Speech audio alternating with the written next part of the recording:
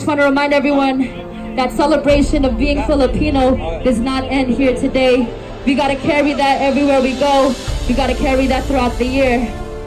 Spark, Connect, and Empower is a movement born in San Francisco to engender love and passion for Filipino heritage and culture among Filipino Americans. In the process, connecting them and empowering them as individuals and collectively as a community. Pinoy ako! Proud ako! Pinoy ako! Proud ako!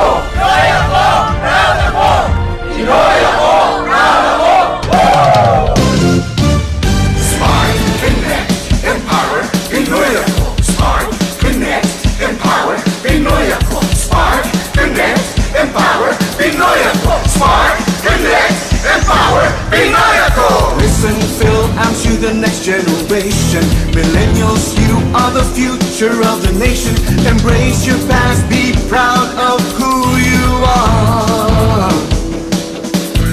Spark, ignite your pride and curiosity. Connect with one another and with your ancestry. Empower, be the forefront of the community. Be proud of who you are.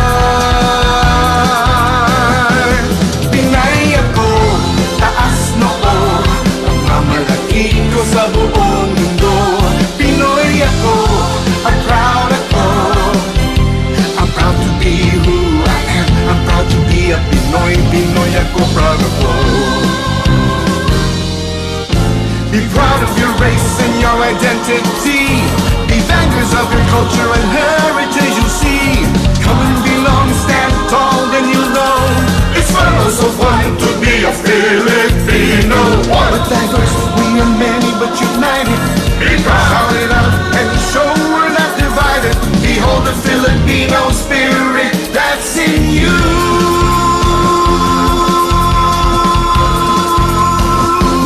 Pinay ako, taas noo, mamalaki ko sa buong mundo. Pinoy ako, at proud ako. I'm proud to be who I am. I'm proud to be a Pinoy. Pinoy ako, proud ako. All it takes is a spark to connect and empower nation building beyond the borders. Come and celebrate who we are. Pinay ako, taas noo, pagmamalaki ko sa buong mundo. Pinoy ako, at proud ako. I'm proud to be who I am. Yes! Pinay ako, taas noo, pagmamalaki ko sa buong mundo. Pinoy ako, at proud ako. I'm proud to be who I am. I'm proud to be a Pinoy. I'm proud to be who I am. Yes, I'm proud. I'm proud to be who I am. So proud. I'm proud to be who I am. I'm proud to be a Pinoy. Pinoy ako! Proud ako! Magandang umaga po sa inyong lahat, mga kababayan. I know we're broadcasting this episode here in San Francisco, but I know because of the reach of the social media, we know we have our kababayans also from different parts of the world who are watching us now. Magandang umaga po from San Francisco, and wherever you are, good evening po or good afternoon, and shout out po sa ating mga kapatid, mga kababayan, mga mahal natin diyan po sa Pilipinas, and we continue to pray for all of you. So welcome again to our Tanong ni CONGEN, wherein it's a discussion forum by which yung inyo pong mga tanong related to relevant issues of the day, related to the consular services of the consulate here in San Francisco, we're able to ask them, and we ask them to our consular officers so that hopefully we would be able to get the necessary relevant information that will help us.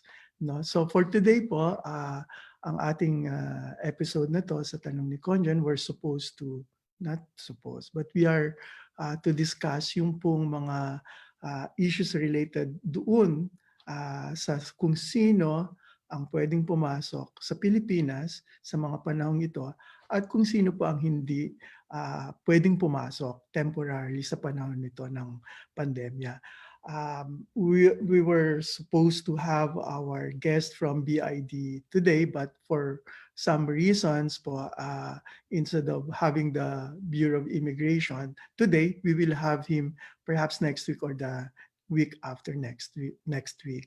But just the same po, those questions related to the matter of who can enter the Philippines right now and who are not allowed temporarily to enter during these pandemic times. This is the issue that we will tackle for this morning's episode po. But there will be a slight change lang po for today. Usually po, yung mga tanong po ninyo, I ask them or the Consul General ask those questions doon po sa ating mga guest or doon po sa ating mga consul dito sa San Francisco Consulate General. But for today po, we will have a little tinkering or restructuring of that. Yung pong tanong ninyo ng ating mga kababayan na related dito sa issue na to, ngayon po, imbis na itatanong ni Congen, sasagutin din po ni Congen to the best of his ability. Pag alam niya po yung sagot, sasagutin niya. Kung hindi po, sasabihin niya rin po at in the meantime, hahanapan niya po at magre-research kami para masagot yung tanong ninyo. So, yun po ang ating format for today. But at the same time, meron din po tayong mga consuls at officers on the side just in case po na hindi tama yung sinasabi ni Congen, tatama po naman ng ating mga consul. So magandang umaga po uli sa inyong lahat. So umpisahan na po natin. Bago ko po itanong ang mga tanong ninyo na kinumpile ng aming konsulado, maybe I should give an overview first of the issue and perhaps along while making that overview, maybe I will be touching on the various aspects of this issue already. But the second part of that, I will go now to the specific questions. But let me start po with an overview. Alam niyo po,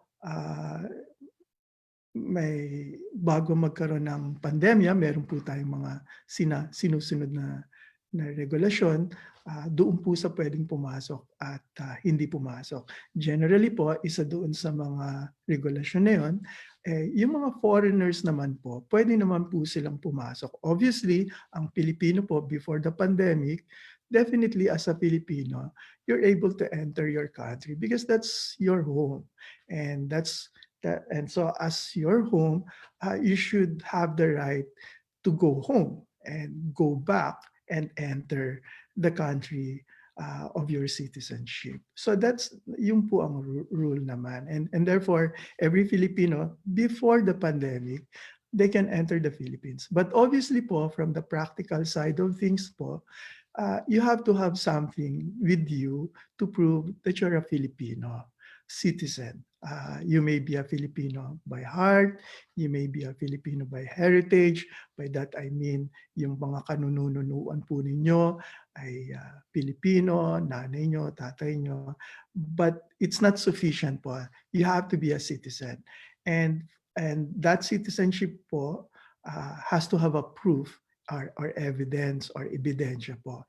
And that evidence po or ebidensya, yung inyo pong pasaporte. So, pag kayo po ay Pilipino, kayo naman po ay entitled sa Philippine passport. So, yan pong Philippine passport, yan po ang dokumento na kailangang tangan ninyo para makapasok kayo sa Pilipinas. This is before the pandemic and also after the pandemic. But let me state po na before the pandemic, yan po yung kalakaran at sistema. So before you can enter the Philippines, you have to have the Philippine passport as a Filipino. So dapat nagko-coincide po yun. No? So ngayon, ang foreigners din po pwede namang pumasok. pwede ho silang pumasok ng Pilipinas even before the pandemic. Ang kailangan lang po, katulad din ng practice ng mga ibang bansa, kailangan lang po nilang magkaroon ng visa sa Pilipinas para makapasok sila. So for foreigners, they need two requirements, fundamental requirements. One, they have to have a travel document in the form of a passport, Amerikano ka man, or UK ka, or Canadian ka, or whatever foreign citizenship you have to have the passport, the foreign passport. So you need to have that. That is to identify you, who you are. No? But it's not enough po because you're not a Filipino. So as a foreigner po with a foreign passport, you also need a visa. And for as long as meron po kayong visa papunta ng Pilipinas, you should be able to enter. At papapasukin naman po kayo. So essentially, yan po yung rule natin before the pandemic. Meron pong third classification, maybe from our personal assessment po, meron din naman po yung mga former Filipinos po. Yung mga former Filipinos, ito po yung dating Pilipino.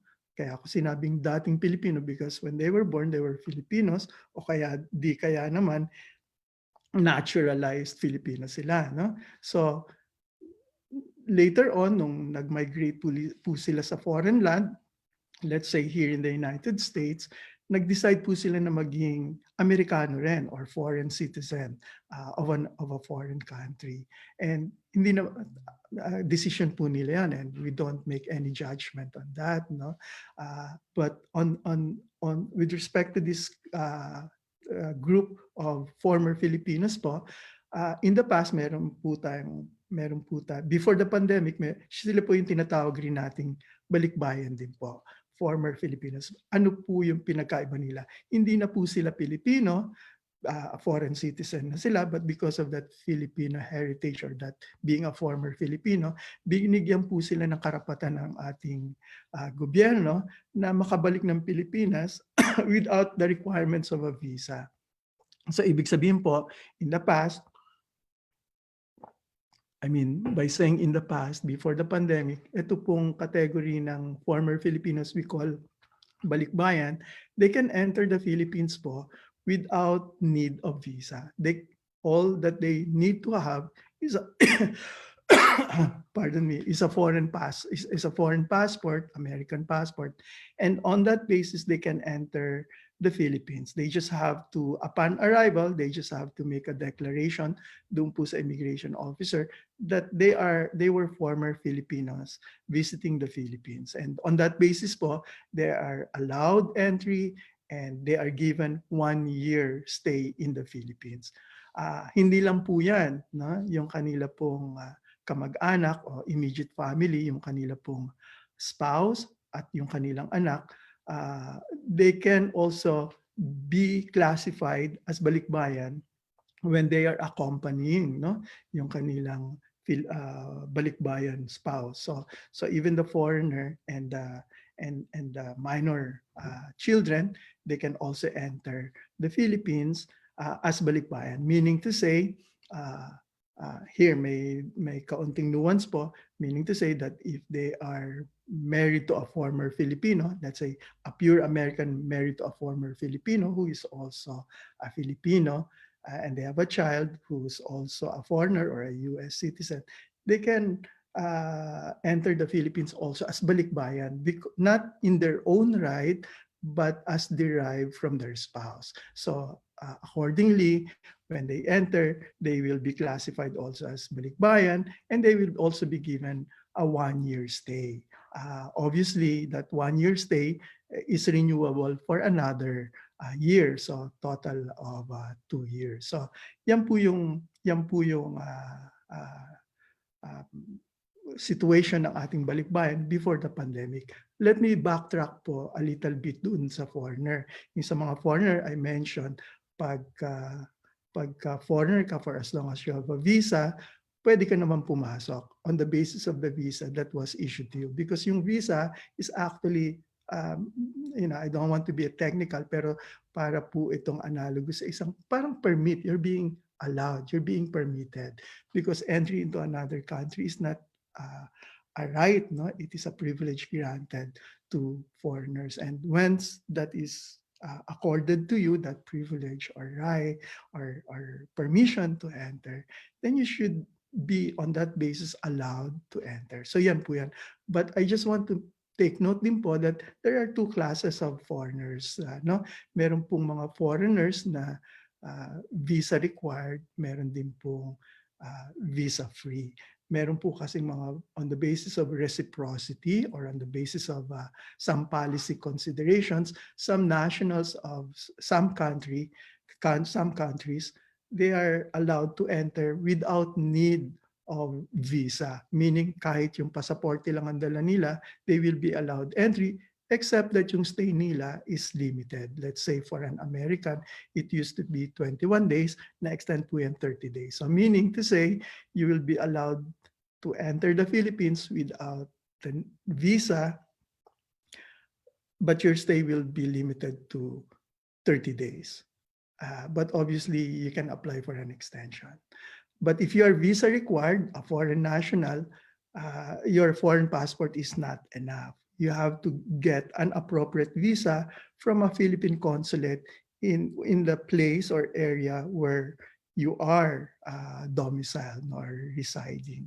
So may mga konsulado po tayo in the different parts of the globe, around more than 70 foreign service posts who are willing to help you secure your appropriate visa. You just have to approach those consulates, our consulates all over the world, in the place where you are, obviously, where it is more comfortable for you, to seek their help in terms of securing the appropriate visa. So ito po yung sitwasyon natin before the pandemic. Pero hindi naman din po natin inaasahan, suddenly, without anyone wishing this to happen, nagkaroon po ng pandemic. And we know that this pandemic has affected practically the entire world. And it is still ongoing. It is still ravaging many countries, including our country, the Philippines.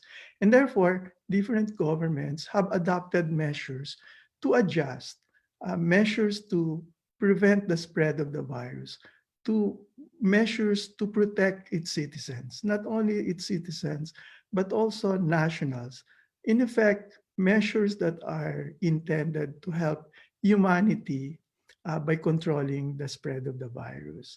And so some of these measures po that many countries have adopted and so is what we term as restricting the entry of non-nationals or foreign nationals from entering their countries. And so we saw this happen in the United States. They have adopted some restrictions regarding entry of foreign nationals. We saw this happen in Europe. We saw this happen in China. We saw this happen in some Southeast Asian countries. And the Philippines is not different. It also adopted measures to help contain the virus. And one of these measures is restricting the entry of foreign nationals. So sometime in March, when the virus was spreading, it became prudent and it became a matter of necessity for the Philippines, for the government, to adopt a measure restricting the entry of foreign nationals into the Philippines. So ano po yung pagbabago ngayon with this restriction?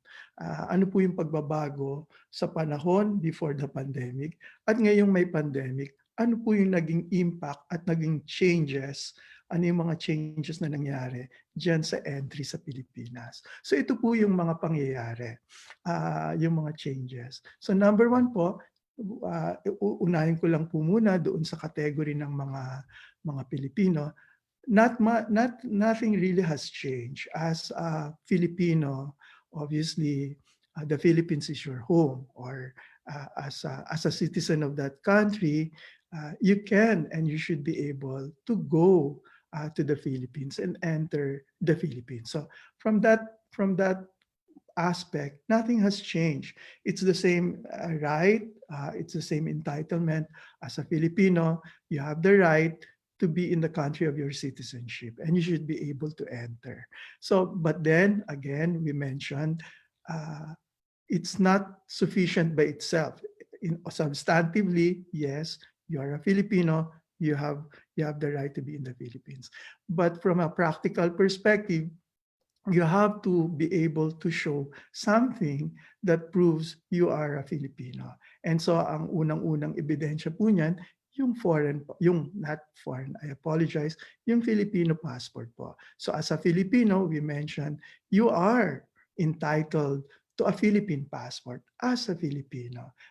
Every Filipino citizen, as a matter of principle and law, and this is inscribed in our law on passport, you are entitled to a Philippine passport.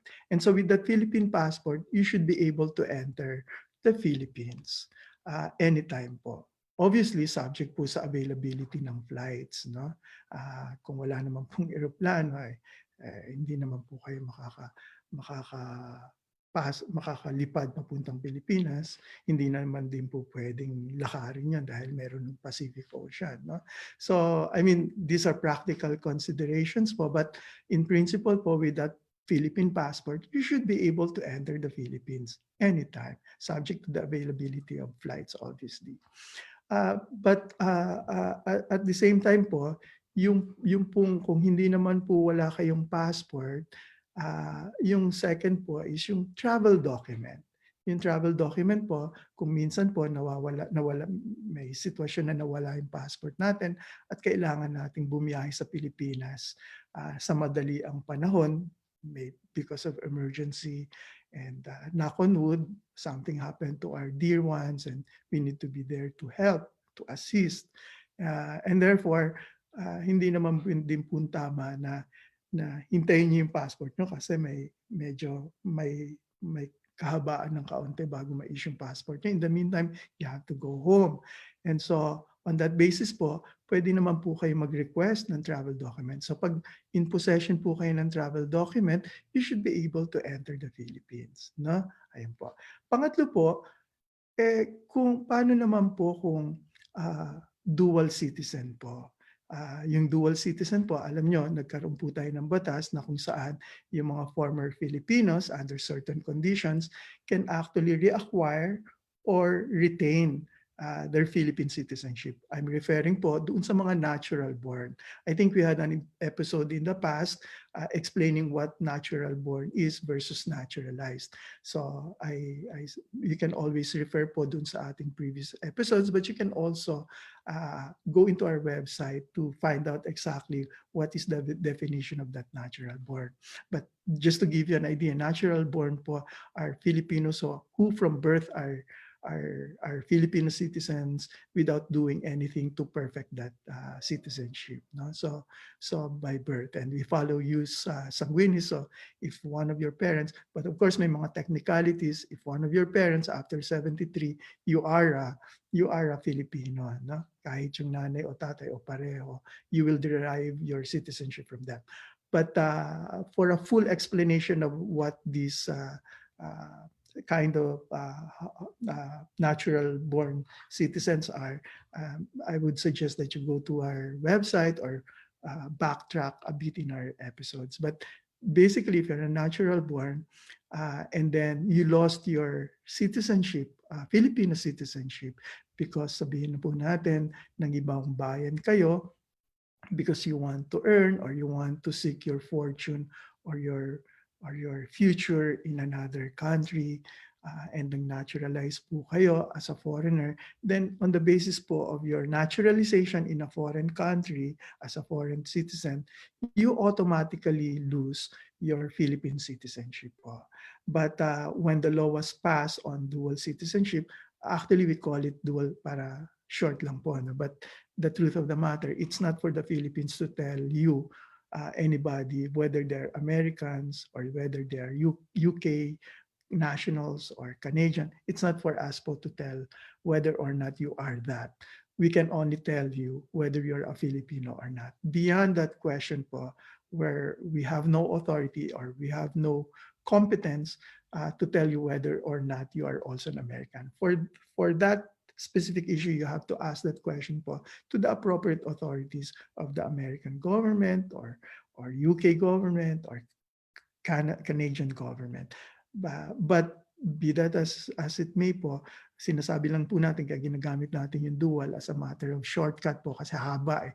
Sabihin pa natin acquiring, retention, parang dual na lang. But we know as a common term what that is meant. No? So it is not my wish to be technical on this aspect, but I think you have an idea what it's meant. No? So yung pong mga ganun na Filipino national naging naturalized foreign national, nung pinasa po itong batas natin na reacquiring, giving them the right to reacquire or retain, then they can now, by performing certain actions required under that law and submitting documents required under that law, are able to reacquire or retain their Philippine national citizenship. So on that basis, wala na pong question, you are a Filipino. Pag naging dual po kayo, you are not less of a Filipino. You are a full-fledged Filipino.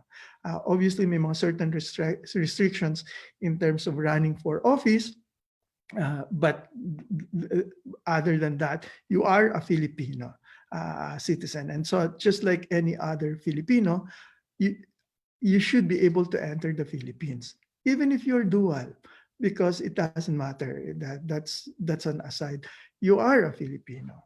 By reacquiring your citizenship, Filipino citizenship. So on that basis, as a Filipino, you should be able to enter the Philippines. But again, it's not enough. You have to have a You have to have Philippine passport.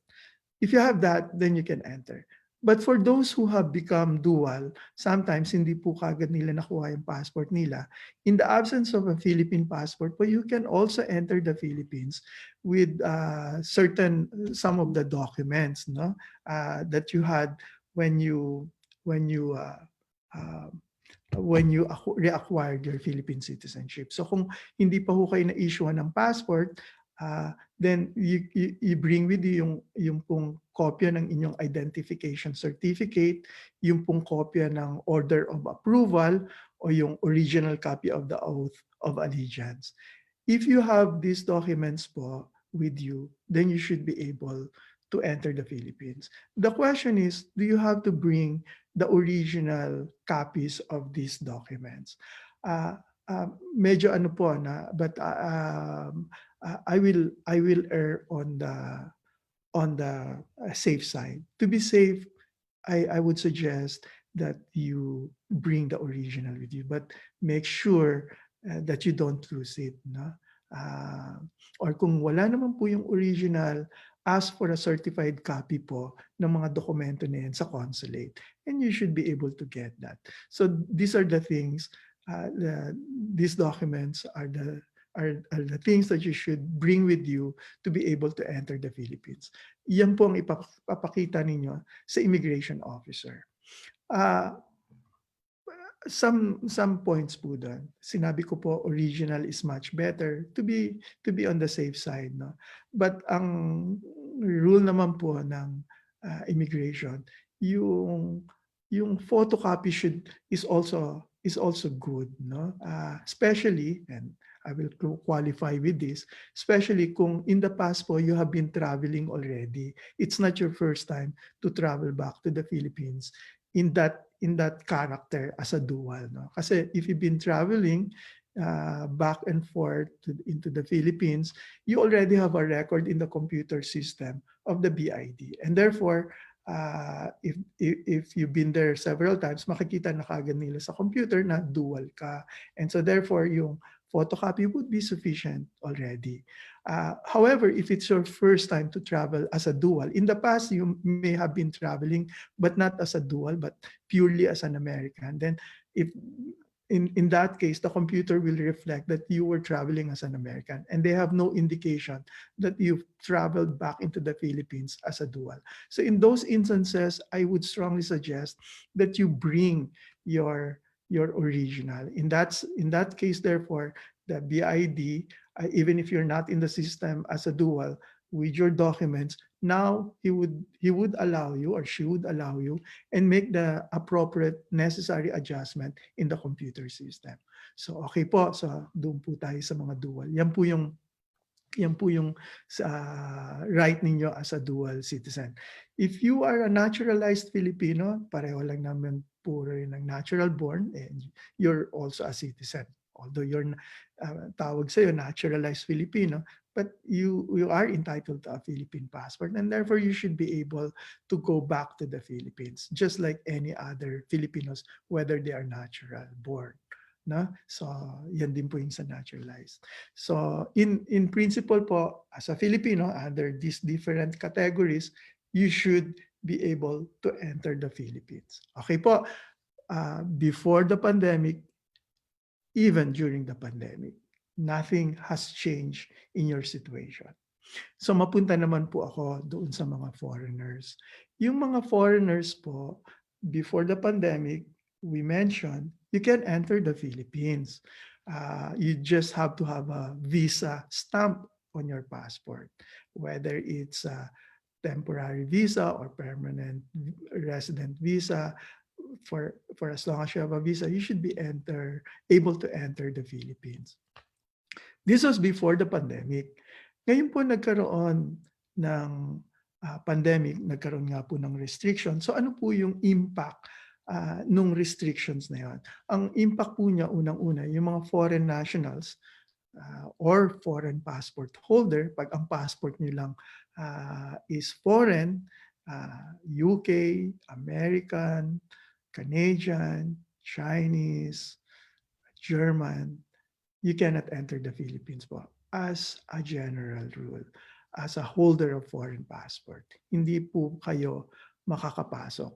I said temporary po because this is a measure that is, that arose because of the pandemic. So it's temporary. So it is true during the pandemic. And we already mentioned the reason behind that.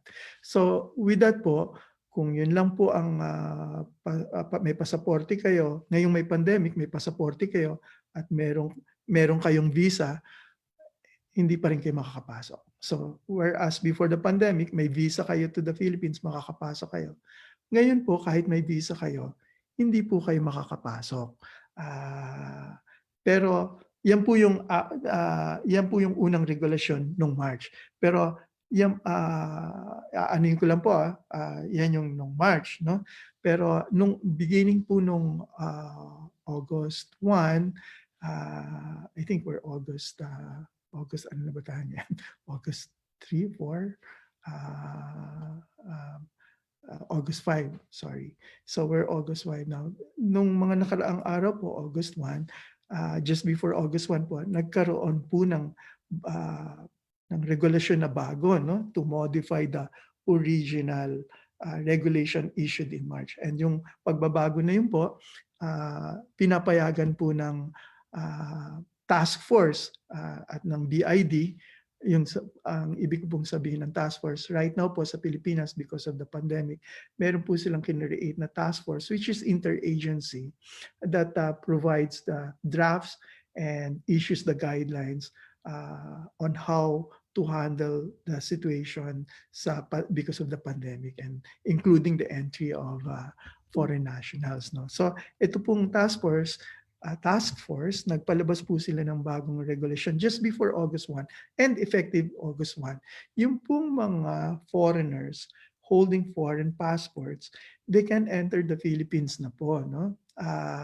Provided yung visa nila is long-term or long-term visa. So essentially po, yung long-term visa na yun refers to doon po sa Commonwealth Act 613 natin, meron po tayong tinatawag ng mga immigrant visa. No? And, may classification po. So minsan nakikita niyo 13A, 13B, 13C. No? Ito po yung mga different classifications of individuals who can be issued permanent immigrant visa. No? Yan pong immigrant visa. For example, a foreign national married to a Filipino or a child of a Filipino, because of that relationship, you can apply for an immigrant visa. No? Ganun din po yung mga nagsisik ng employment, you're granted an employment visa, part po yan ng mga long-term visa. Yan po yung mga ibig sabihin o kaya yung former Filipina who lost her Philippine citizenship. Ito po kasi in the past, yung Filipina who marries a foreign national loses her Philippine citizenship. But this is no longer true now. It was before. No? So on that, yung po, they're entitled to an immigrant visa. No? But now, that particular aspect of Section 13 of 613, it's no longer applicable because Filipinas don't automatically lose their Philippine citizenship by virtue of marriage. So that was a thing of the past. But essentially po, if you have this long-term immigrant visa, you should be allowed to enter the Philippines beginning August 1. Ano pong ibig sabihin nito? Before August 1, even with that kind of visa, you cannot enter. But after August 1, if you have this kind of visa with you, you should be able to enter. So in effect, you have become resident. Pero i-distinguish ko lang po, ito po, kung meron na kayong existing visa, immigrant visa, meaning to say, for example, in one case, you have this visa already in the Philippines and you're residing in the Philippines. Pero just before the pandemic, bumisita po kayo, pumunta po kayo abroad because nandun yung, that's your country of citizenship and nandun may bahay pa kayo doon, may kamag-anak kayo doon, so you left for a visit. Nagkaroon ng pandemic po, you got stuck in the place where you are. For example, here in Portland or in San Francisco or in Alaska. Before August 1, you cannot come back to the Philippines or return even with that long-term visa. Even kung meron ka ng permanent resident visa, even if you have an alien certificate registration number, you will not be able to enter because of the March guideline. But after August 1, and because there's new guideline, kung meron po kayong ganyang visa, you should be able to enter. Okay? Beginning August 1. Pero yung mga wala pa pong visa na ganon, at gusto nyong mag-apply ng visa at entitled naman kayo ayon sa batas, but with this restriction, kasi po nakalagay dun sa regulation, no new visa will be issued. Of course, temporal in the meantime. So hindi po kayo makaka-apply in the meantime ng permanent or immigrant visa for the moment, temporarily. So ito po yung distinction na, no? So even if substantively, in your own right, on the basis of Section 13, you're supposed to be entitled, let's say you're a foreigner spouse, ang asawa niya Filipina, technically, you are entitled to apply for an immigrant visa. However, because of the pandemic and the restriction, that is not allowed at the moment. In fact, consulates in the United States are not authorized to issue new immigrant visa for the meantime or until such time that this order is reversed. So meaning to say, new applications will not be entertained at the moment. However, you can still enter the Philippines if you have a Filipino spouse. Yung asawa mo o yung husband mo, Filipino or Filipina, you're a foreigner, then you should be able to enter the Philippines because of your relationship to your spouse. Meron lang po akong kaklaruhin dito. At the moment po, ang sinasabi ng BID, may dalawang klase, no? So I'm a foreigner. Ang aking spouse is a Filipina. I don't have a Philippine passport. Makakapasok ako in principle, no, sa Pilipinas. Do I need to have a visa or not? Pwede ba akong pumasok because I'm married? The answer to that po, and this will have some clarity, no, in the next few days. But let me try to answer that to the best of my ability and understanding of what these regulations are. At the moment po, and even during the pandemic, you can enter because of your relationship to your spouse.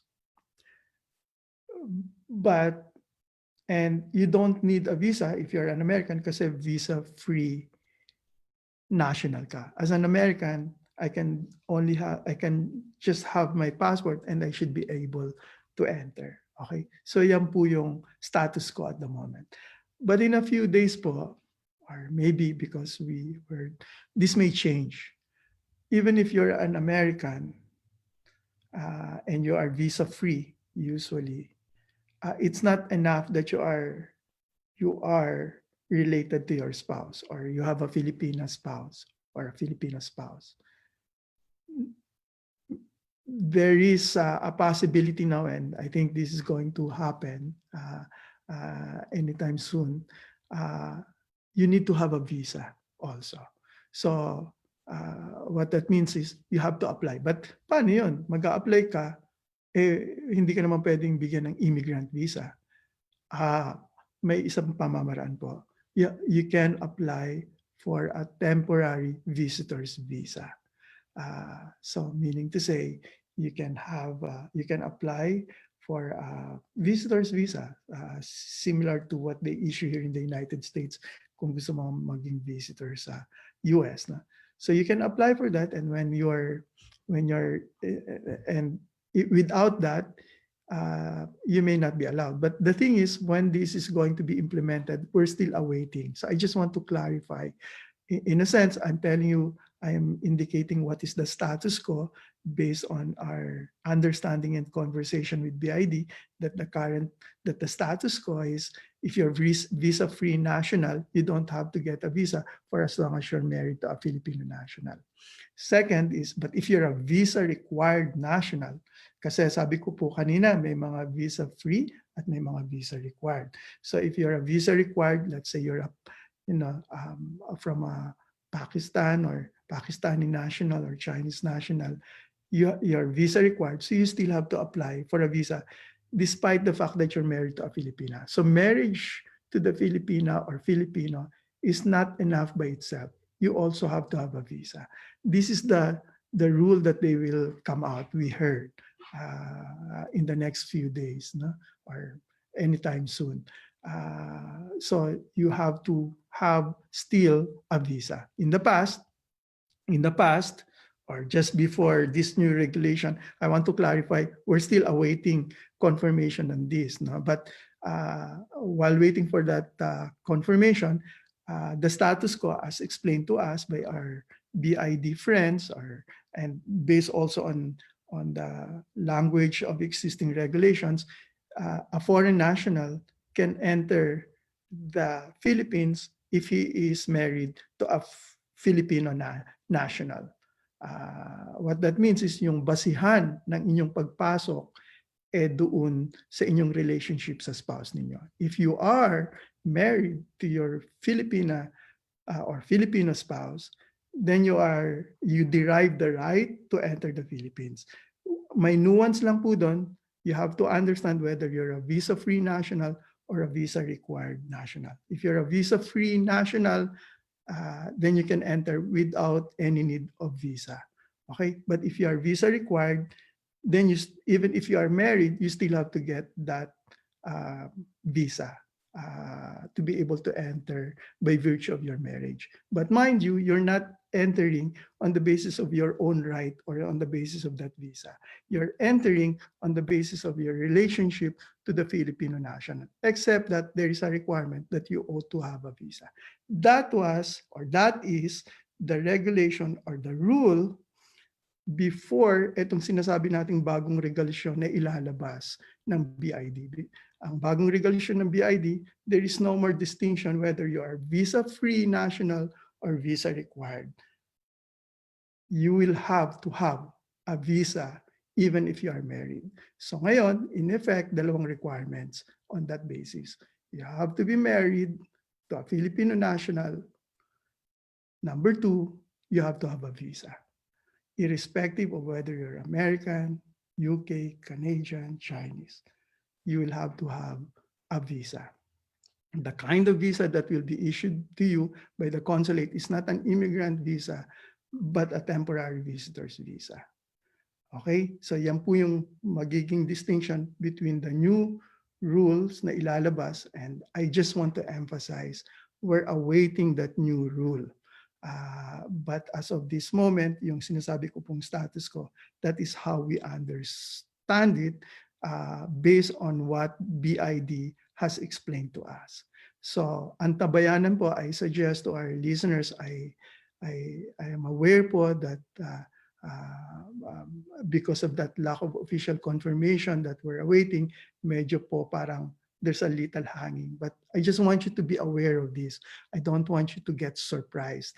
And therefore, I strongly suggest sa ating mga kababayan, stay tuned, always observe, always read our advisory if there are any changes, or consulates, whether from Washington, D.C., from New York, Houston, wherever you are, where it's more comfortable, where it is most convenient for you. Check on all the websites of the Foreign Service Post for any changes, because as you may have noticed, we're in a state, may mga things are rapidly changing, no, by the moment. And so I strongly suggest that you stay tuned on those advisories because they are very important. So I want to emphasize that. But as I explained already, be aware of the distinctions I just mentioned. So we continue the discussion on the foreign national. So yung foreign nationals, I said, before the pandemic, you only need to have a visa. Before the pandemic, with your visa, you should be able to enter, whether it's temporary, whether it's immigrant, you should be able. During the pandemic, hindi ka, despite kahit na meron kang visa, temporary o immigrant, hindi ka makakapasok. This was before August 1. After August 1, pag ang visa mo, immigrant visa, pwede ka nang pumasok. In addition to that, hindi lang po immigrant visa. Meron din po tinatawag tayo yung native-born, no? Yung mga native-born Filipino, native-born, ito po yung native-born, ito po kasi, in the past po, may mga tao po na yung kanilang nanay at tatay foreign national, pinanganak sila sa Pilipinas, and then pero may legal status po yung parents nila, let's say resident ng Philippines, and may ACR sila, they have all the necessary documents, may mga pinanganak silang bata doon. Obviously they're not Filipino because we don't follow you solely, pero ano naman po yung status nila, parang hanging, no? So our previous governments po during the time of Cory granted them some amnesty. So yan po yung tinatawag nating mga native born. So even if they're not Filipino citizens, they're issued permanent legal residency status. They can stay in the Philippines on that basis, even if they're not Filipino citizen. Later on, of course, they can apply for naturalization as a Filipino. But in the meantime that they have not applied for naturalization, they're called native-born. So yung mga native-born po, pagpalagay natin, before the pandemic, bumisita po dito sa California. Tapos nagkaroon po ng pandemic. They cannot enter because they have no Filipino passport. They only have a foreign passport, but they are native born because their parents and they were part of that group that were given amnesty on the basis of their parents having legal residency status in the Philippines. And so they were issued that residency status as well. But because of the pandemic, na-stuck sila dito sa California and they wanted to go home because that's their residence, that's their place of domicile already because they've been there for a long time. And they cannot get back because of the pandemic. Ngayon po, beginning August 1, you can now enter. You can now enter the Philippines as a native born. But as I mentioned earlier, if you are a native born, meron ka na niyang ebidensya already, no? Maybe an ACR or some residency card with you. Now, with that residency card or that status, you can go home. You can go back to your place of residency in the Philippines, beginning August 1. Okay po. But then again, itong mga tao, may mga qualifiers po, may mga additional, and I hope you have to pay particular attention din po dun sa mga additional requirements. Yung mga additional requirements po, you have to, before flying back to the Philippines, you must make sure that you already made pre-arrangements for a COVID testing, no? Because it's required that upon entry in the terminal, you have to do a testing for COVID. And so before flying, before boarding the aircraft, it's suggested that you do this already. And this is available in the internet. Search for the right um, uh, group to do the testing for you. Yung mga OFWs po, actually, hindi naman kailangan. Kailangan, but what I mean is, ang magbabayad sa kanila yung gobyerno as an OFW. But if you're not an OFW and you have an immigrant visa, it is still mandatory that you have to have the COVID testing. So do this beforehand. In fact, I would later on, I think when the new regulations come out, I would surmise na isa sa mga requirements for foreign passport holders applying for a temporary visa, that you must also show proof that you have already arranged a pre-COVID testing once you get into the Philippines. No? It doesn't matter whether you have a COVID testing here.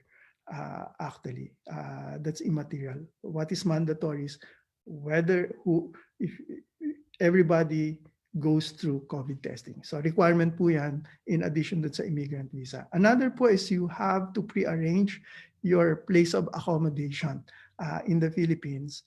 And there's a list of accredited hotels, because upon entry, it's not only that you have to have a COVID testing, you will have to undergo certain portions upon arrival of that in a hotel, accredited. I wish to emphasize accredited. You have to stay there while waiting for the results of the COVID testing. So usually ang COVID testing po, which will be done in the airport, usually it comes out anywhere between 2 to 5 days. So during the time, you will spend your quarantine time in a hotel, accredited hotel. Pag lumabas na po yung resulta, let's say on the second or on the third day, then you leave. You don't have to wait for the 5th day. But assuming you are negative in your test. If you are positive, then government will tell you what will happen next.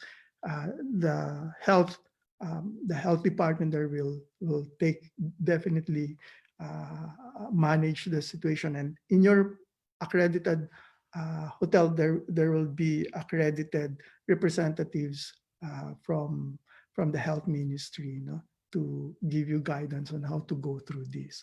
But in principle, what we're saying is these are the two additional requirements aside from the immigrants. So those foreign nationals, they have to have an immigrant visa, but in addition to that, you have to have a pre-arranged COVID testing and pre-arranged accommodation for your stay in Manila while waiting for the results of the COVID testing. So these are the two additional requirements. There's a third po, but this is more on the part of the regulatory bodies.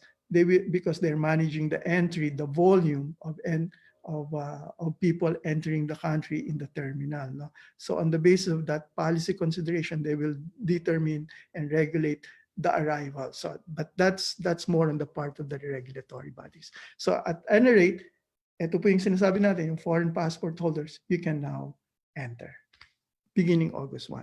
And for those naman, and second, yung pong mga foreign passport holders who are dual, let's say dual po kayo, sabi ko po, pag dual po kayo, actually you're not a Philippine citizen. So as dual, you're not Filipino citizen. I'm sorry, pag hindi pa kayo naging dual at nag-naturalize kayo in a foreign country, I wish to correct, I apologize. Pag former Filipinos kayo na nag-naturalize in a foreign country at hindi kayo naging dual, you're a foreign national and therefore you're not a Filipino citizen. So as such, you cannot enter the Philippines even if you're a former Filipino. Kasi wala kayong Philippine passport and you're not a Filipino citizen yet until such time that you decide and actually take your oath as a Filipino as well. So until such time, you're a foreign national, you cannot enter. But now you can also enter provided you have a visa. If you apply for an immigrant visa, fine. Pero kung ako po, imbis na mag-immigrant visa kayo, mag-dual na lang po kayo. Why mas, well, why go for an immigrant visa when you can be a dual? No? And yung requirements for an immigrant visa, mas marami kaysa sa dual citizenship. So if you are entitled to reacquire and retain, apply. But until such time, you cannot enter the Philippines. The only exceptions to this is when you are married to a Filipino citizen, no? A Filipino citizen. On that basis, you can enter on the basis of your relationship to your Filipino spouse. But then again, because even if you're a former Filipino, but because you're a foreign national, sabi ko, pag lumabas tong bagong regulation, you have to apply for an appropriate visa, temporary visa that is. And then pagdating nyo na lang doon sa Pilipinas, then apply for the necessary adjustment. Okay? So, malinaw po yan. Doon naman, so yun po yung sitwasyon natin. Okay, I think I have, we've exhausted the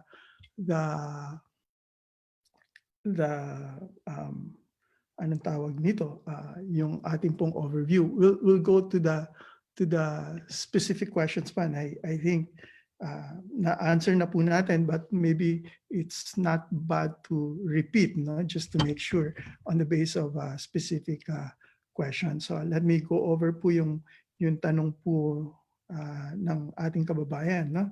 So sino-sino po ang nakakapasok sa Pilipinas sa ngayon at may room po bang exceptions?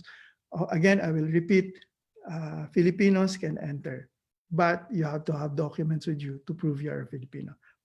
Passport, Philippine passport, travel document, or if you're a dual at wala kang Philippine passport, then yung pong tatlong dokumento na nabanggit ko, no? Okay, may exception pag foreign nationals, hindi po kayo makapasok. May exceptions po ba rito? Yes, ang mga exceptions dito, beginning August 1, you need to have a permanent or long-term visa or immigrant visa. Yun po ang isang exception. May mga additional requirements po akong nabanggit kanina dyan, tulad ng nasabi ko, yung mga pre-COVID, pre-arranged COVID testing, accredited hospitals. Yun po. Okay. Pangalawang exempted dito, yung mga foreign nationals po, married to a Filipino. So if you're married to a Filipino national, obviously, you can also enter the Philippines. Right now, as explained to us by BI, status quo, you have to know whether you're visa-free national or visa required. Then if you're visa-free, you can without visa. But I indicated, and I wish to emphasize, and you have to be very aware of this. Anytime, in fact, maybe today, no, we don't know because we're in the morning, we could receive after this the new regulation. And that new regulation, there's no more distinction between visa-free national and visa-required married to a Filipino national or Filipino citizen. Both of you, regardless of your nationality, whether visa-free or visa-required, you will have to have a visa to enter the Philippines.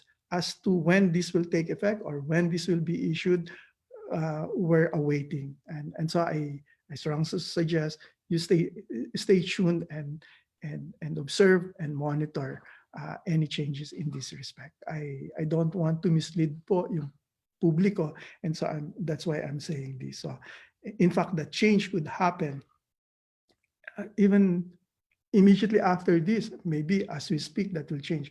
But what we can assure you, and for certainty, as soon as we have a confirmation on that, we will come out with the advisory immediately, because it's very important that you will be aware, because kung nagkaroon na po ng change na to, even the airlines, once they are informed of this change, you will not be able to board the aircraft. So doon po sa mga kababayan natin who are about to depart or leaving for the Philippines or intending to go back to the Philippines, be aware of this potential change that could occur occur anytime.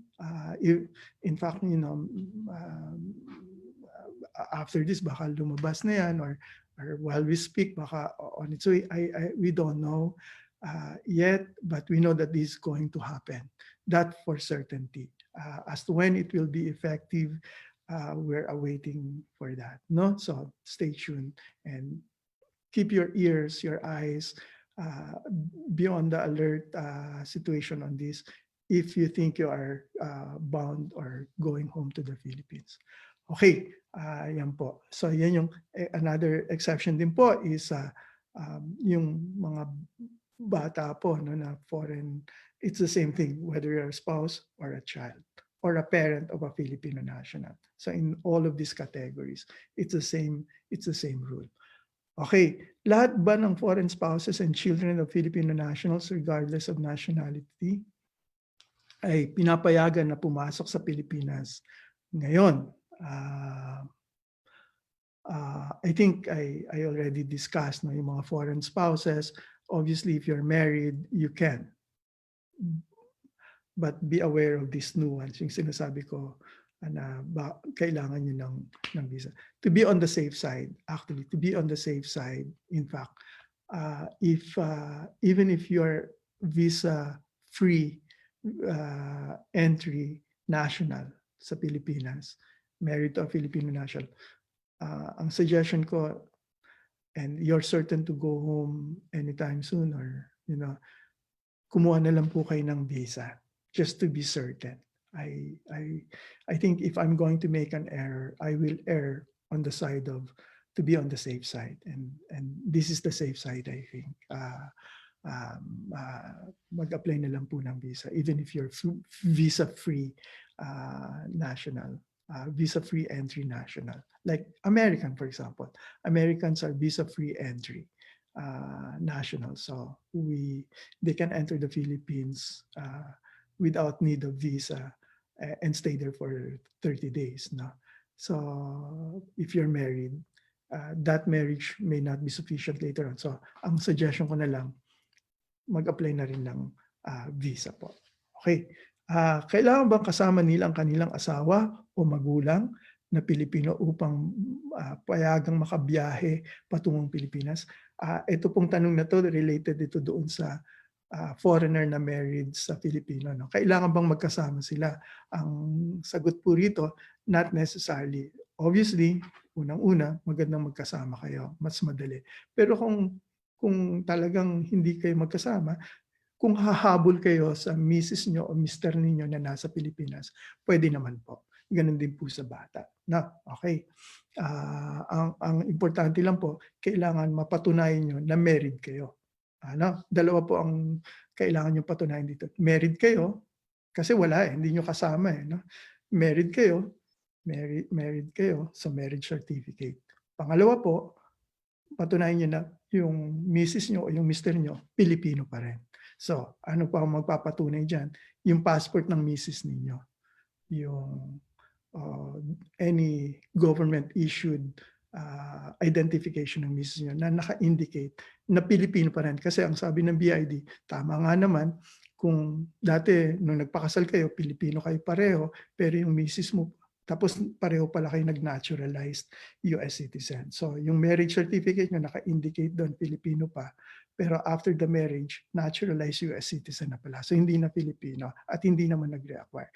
So titingnan po ng BID rin yon. So importante po na mapatunayan nyo rin na Pilipino pa yung misis nyo o mister ninyo. So hawakan nyo rin po yung foreign national, dapat hawak niya rin po yung kopya ng pasaporte ng misis niya o mister niya. Ganon din po sa bata. Yung parents ng bata na pupunta sa Pilipinas minor, kailangan may hawak din po siya ng birth certificate naman niya to prove yung filiation niya. At the same time, yung tatay niya o nanay niya is a Filipino. That will be proven na yung kanilang relationship as father and son or mother or son on the basis of the birth certificate. Pero in addition to that, sabi ko po, kailangan din mapatunayan na the person from whom you are deriving your right to enter the Philippines must still be a Filipino. So, pasaporte po or any documents that will prove that. Mas maganda po government issued. No? Okay. So pwedeng humabol. Yun po yung sagot doon. Kailangan po ba nilang kumuha ng visa sa mga embahada o konsulado para makapagbiyahe patungong Pilipinas?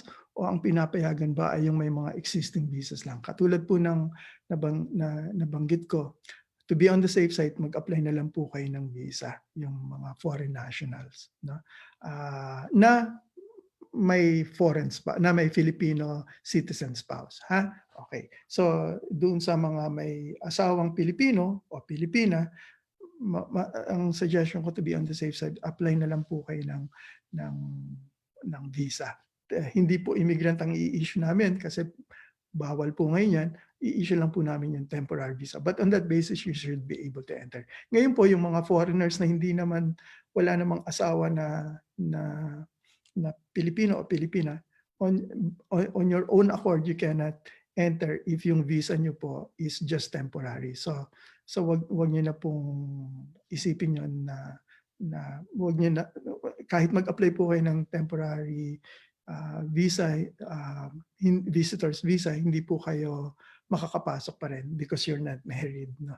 To on your own accord on the base of that visa, that's not sufficient enough. What you need to have is an existing long-term visa. So I mentioned existing, so no new long-term or permanent immigrant visa will be issued. So you must be in possession right now of that visa, no? Existing visa po, not new. However, am I saying this is permanent? No, it could change. In fact, beginning August 9, no, I'm not saying beginning, but it may be days from now, August 9 or thereabout, maybe there's a new regulation na pwede na uli kayong mag-apply ng immigrant visa. We don't know. All I'm saying is that these regulations can change anytime because it's a very fluid situation. Things change as the situation also change. No? But in the meantime po, without that, while habang wala pa ho yun, only those with existing immigrant visa, permanent visa, or natural or native-born can enter the Philippines po. Ha? So yung temporary visitors visa po, hindi po kayo makakapasok at the moment unless you're married to a Filipino national. Okay? Alright. Kung ang foreigner na anak ng Filipino national hindi na minor na edad, maaari po ba siyang payagang pumasok? We mentioned kanina yung asawa ng Filipino citizen or yung anak pwedeng pumasok ng Pilipinas, no? So yung sa bata po, meron po silang requirement doon in addition. Kailangan po minor. Minor is defined as below 18. So if you're 18 above, you're 18 years old, you're no longer a minor. So you're a minor if you are 17 years old, or 17 and so many days before becoming 18, then you're a minor. But on the day of your birthday, 18th birthday, you start to become age of majority na po yan, so you become an adult, hindi na minor, no, for purposes of entry. Pero may exception po ba doon? Yes, kung ang bata po is a special child, regardless of age, kahit na matanda na po for as long as special child, pwede pong pumasok yan. Okay? The same is true kung ang child po is a special child, siya yung Filipino at yung parent foreign national, makakapasok po naman yung parent foreign national on the basis of her or his relationship to the special child, regardless of the age of the special child. Kasi special po siya. Pero kung hindi siya special, he has to be a minor. So, for example, yung bata po na susundan ng parent niya sa Pilipinas, nasa Pilipinas yung bata, hindi siya special child, pero 18 years old na siya. On that basis po, yung kanyang parent, hindi na rin makakapasok ng Pilipinas right now on the basis na hindi na po yung age ng bata, hindi na siya minor. So on that basis, wala na pong derivative right to enter yung parent. Okay? yung foreign parent. Okay. Ang ang kung ang Filipino national na asawa ng foreigner patay na, papayagan pa rin po bang bumiyahe patungong Pilipinas ang foreigner na yan? Ang sagot po dyan, hindi na po. Importante po na yung inyong asawa ay buhay pa. Kung patay na po yung asawa, yung because it's derivative, that's why it's called derivative right, there's nothing to derive from kasi patay na po yung asawa. So it's very important that the spouse, Filipino spouse, is still alive. Once the Filipino spouse is already dead, that derivative right is also extinguished. So, yun po ang sagot doon. Okay, ay kung diborsyado na po, kung nagdiborsyo na ang magulang ng Pilipino at foreigner, maaari po bang payagang pumasok ng Pilipinas ang kanilang anak? So okay, yung bata foreigner, no? Yung kanyang nanay Pilipino. Yung kanyang tatay foreigner din. So yung bata dahil pinanganak dito at hindi naman nag-reacquire yung magulang at naapektuhan siya, so foreign passport holder siya, pati yung tatay niya. Pero yung nanay at tatay niya, foreigner father and Filipino mother, naghiwalay na, diborsyado. Will that affect his right ng child to enter the Philippines right now? Hindi po. Ang sagot po hindi. Because yung kanyang right to enter the Philippines is derived from his or her relationship to the Filipino parent. It's not on the marriage, but yung filial relationship. So yun po yung basihan, and therefore he should be able to enter. But what about the husband? Can he enter? Diborsyado na siya. Well, ang sagot po dyan, in principle, you're no longer, yung divorce is not, ito po, ano na to ano ko na lang, may analysis. Even if divorce if they have a subsisting valid marriage in the Philippines because they got married in the Philippines and it's registered, I mean, that divorce in the United States, because we don't recognize divorce, and when you apply the two interpretations, therefore the conclusion is, insofar as Philippine law is concerned, you're married, and therefore, as being married under Philippine law, you derive a right to enter the Philippines.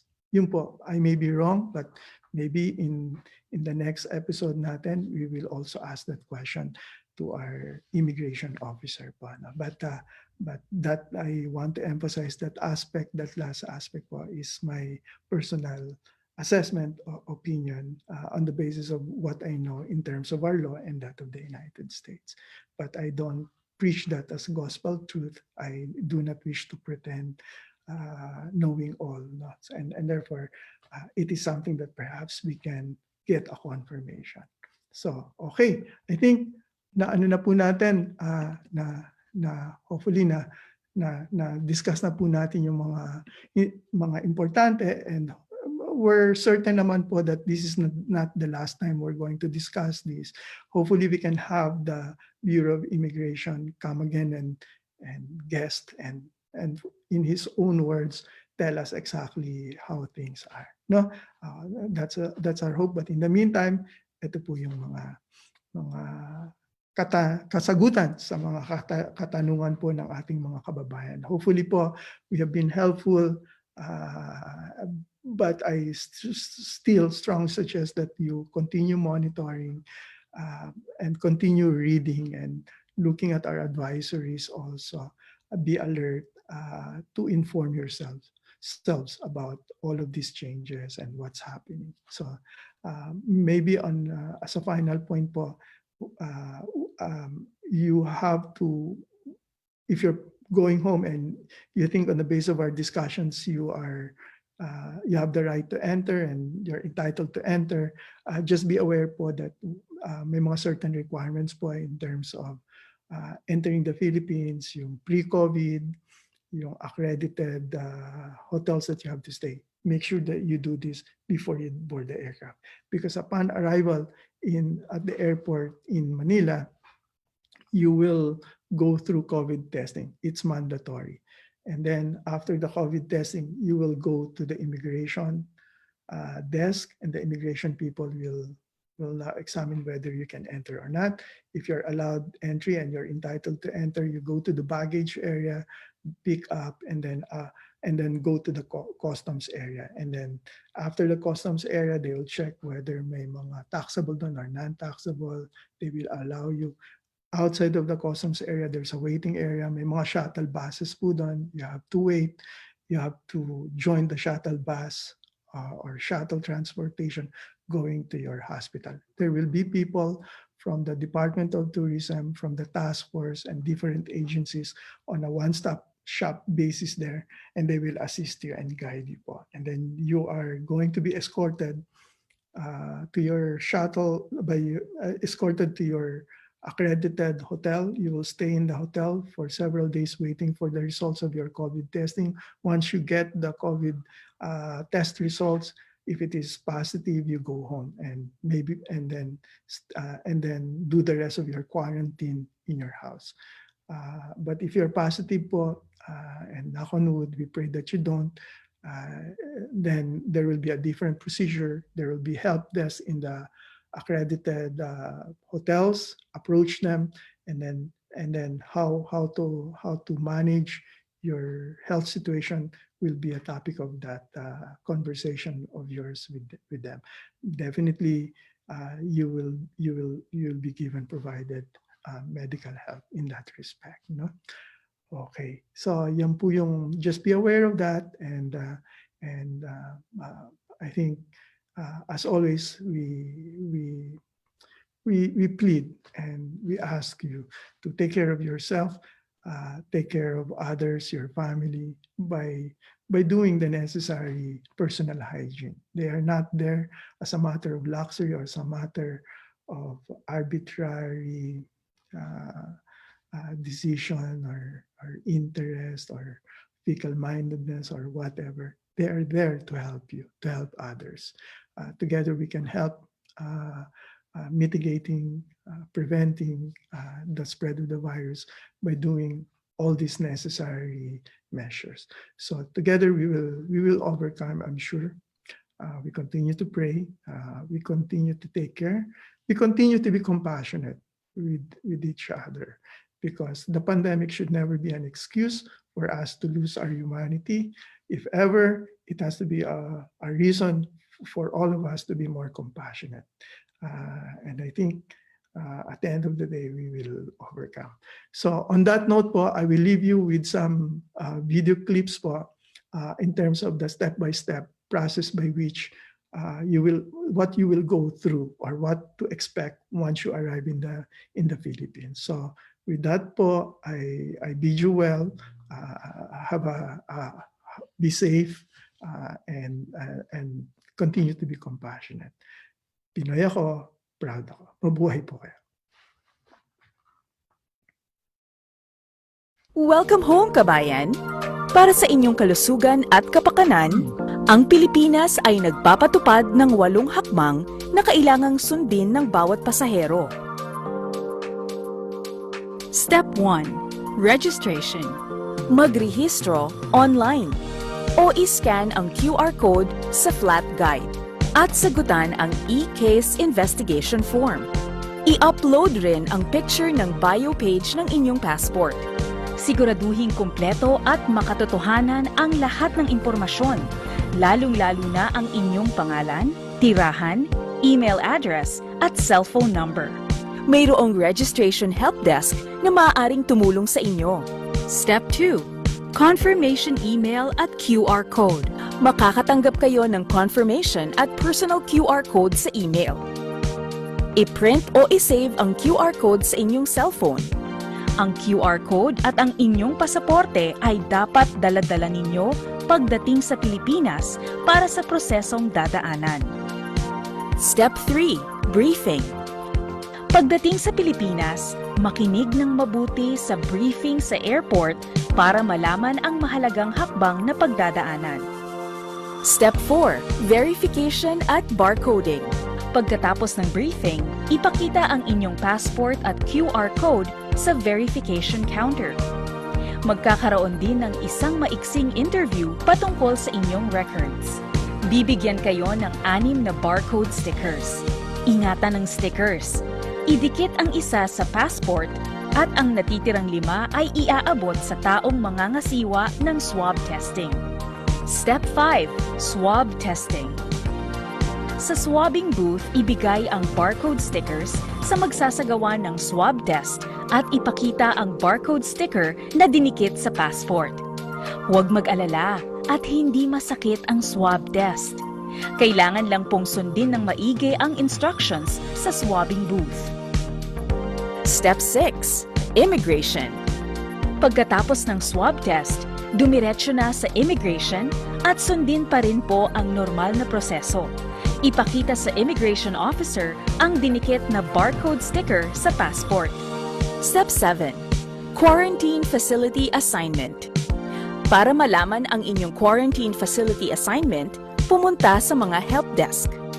Kung ikaw ay isang OFW, magpunta sa help desk ng Overseas Workers Welfare Administration o OWA. Kung ikaw ay isang OFW na seafarer na mayroong Local Manning Agency o LMA, magtungo po kayo sa kaukulang help desk ng inyong LMA. Kung ikaw ay isang returning Filipino, ang help desk ng Department of Tourism ang makakatulong sa inyo. Ang mga help desk na ito ang magbibigay sa inyo ng itinakdang hotel o quarantine facility na inyong titirhan ng ilang araw habang hinihintay ang resulta ng swab test. Sila na rin po ang mangangasiwa ng inyong transportasyon. Step 8. Resulta. Ipapadala sa inyo ang resulta sa pamamagitan ng text message at email sa loob ng 72 hours. Kung negatibo ang resulta ng swab test, magpapadala ang gobyerno ng medical certificate bilang patunay nito. Ang lahat naman po ng pasyenteng positibo sa COVID-19 ay pangangalagaan hanggang sa paggaling. Mayroong 24-hour help desk sa lahat ng hotel at quarantine facilities. O tumawag lang po sa mga helpline para sa mga katanungan. Ang IATF, Philippine Red Cross at Department of Health ay malugod pong naglilingkod sa inyo. Maraming salamat sa inyong kooperasyon.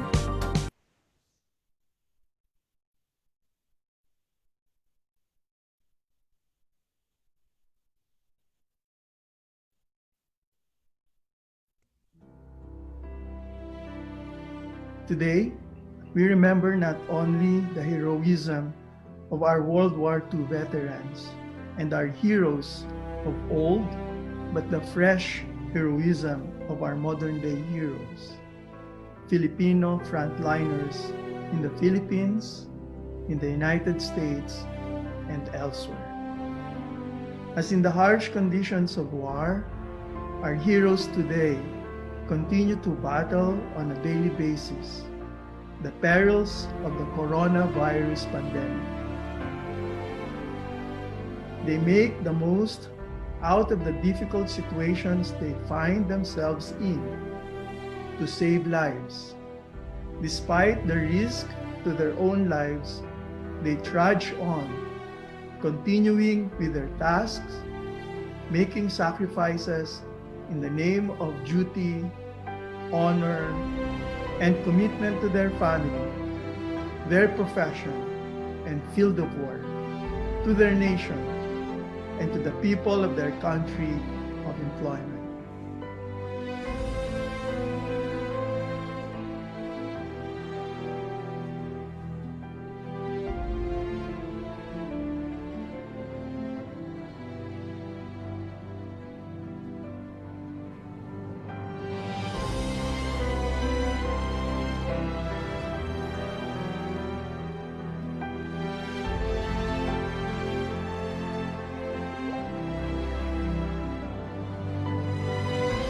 From our doctors, nurses, medical technologists, and other medical practitioners, law enforcers, transportation and logistics personnel, to grocery attendants, our kababayans are out there braving the risks and delivering vital services so that the greater populace may survive. As we pray and work for this health emergency to cease, we pay tribute to the frontliners who make it possible for the rest of us to thrive. We also continue to pray for their and their loved ones' health and safety. Waloko mo takalog mauli Philipse. Maraming salamat sa pakiking masipag. Tawar hali ko loko rita. Tak. Across the United Kingdom, people recognize and appreciate and are enormously grateful for the contribution that Filipino healthcare workers make to our National Health Service. Thank you to all the Filipinos who are here doing all this amazing work, and to every other immigrant working in the NHS currently. To our frontliners, from the bottom of our hearts, maraming salamat po. Mabuhay kayo. Pinay ako, taas noo. Pinoy ako, proud ako.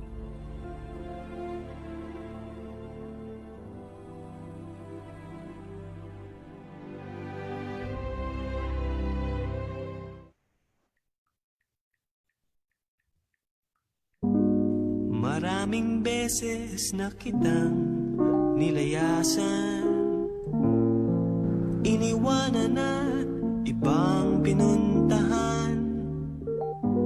Parang babaeng ang hirap talagang malimutan.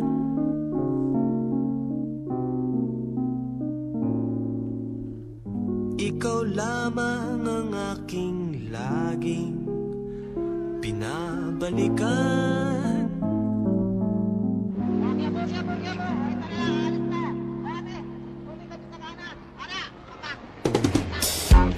Manila, I keep coming back to Manila.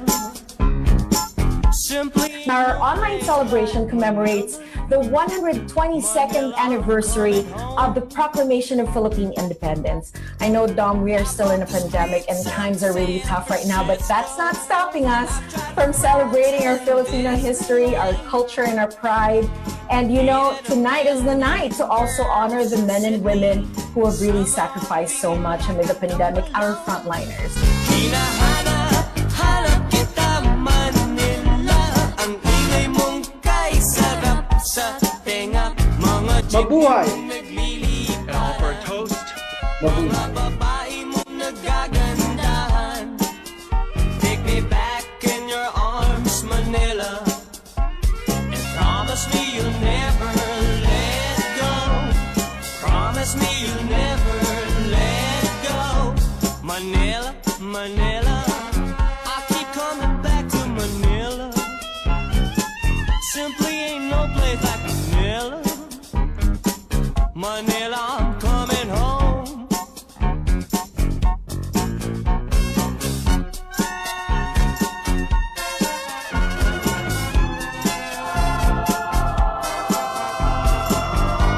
That was a phenomenal performance. Good morning there in Manila. Hi, Sir Henry. Kamusta po kayo? We are okay here, and we enjoyed the reception, and then we also want to congratulate you for your celebration of the 122nd Philippine Independence Day anniversary. Promise me you'll never let go. Promise me you'll never. Ryan Kayabyab and the Ryan Kayabyab Singers, thank you very much. Now, to cap our program, we wish to leave you with a video prepared by the Philippine Consulate General in San Francisco to honor Filipino frontliners all over the world. Mabuhay po kayo. From the bottom of our hearts, thank you very much po, and have a good night or have a good morning. Thank you. Good night. Pinoy ako, proud ako.